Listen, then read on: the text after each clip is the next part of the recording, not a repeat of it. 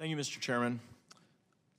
Have you ever launched an investigation into whether political bias is impacting the consumer experience? Congressman, we do, to the extent there are concerns, we look into them, and it's. No, have you expressly launched an investigation into political bias of your employees? On our employees, you said? Yes. To the extent, we always take any allegations around code of conduct across every issue seriously, and we look into them. You said to me yesterday that as it relates to political bias, you haven't launched those investigations because there are so many redundancies and there is so much peer review that would not be possible. Is that still your testimony today?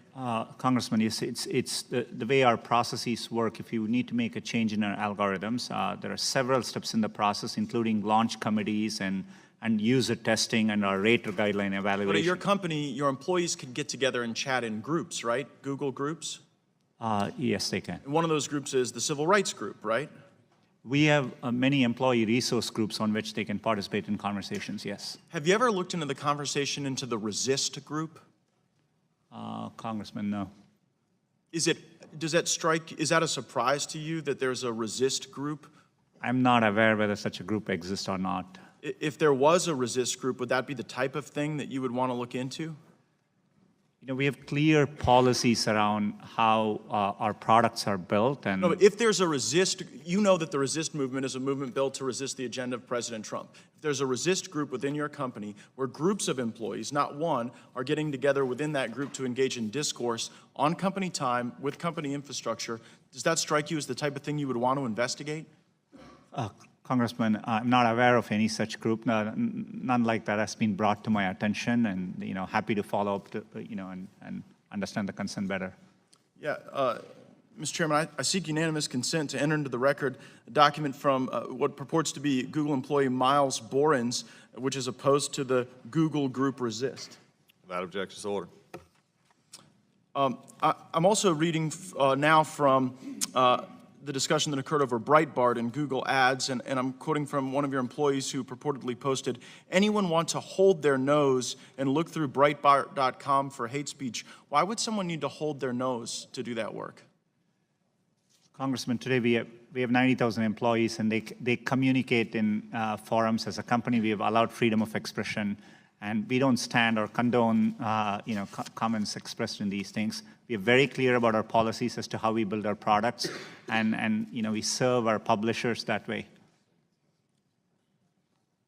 Well, if you haven't launched an investigation into any of your employees, because it would take a group of employees to engage in improper conduct, and if those groups of employees are engaging in discussion on your platform, and if one of those platform groups is Resist, and if on that Resist movement site or any other sites in your platform there's discussion of suppressing conservative speech, why would that not be something that you would launch an internal investigation in, publish the reports, sanction those employees that may or may not be engaged in improper conduct, so that we can all have greater comfort in the user experience? Congressman, first of all, I want to assure you, we have checks and balances so that employees, and we not just on this issue, across any issue, we protect the sanctity of our systems, our product development process, and we would do that.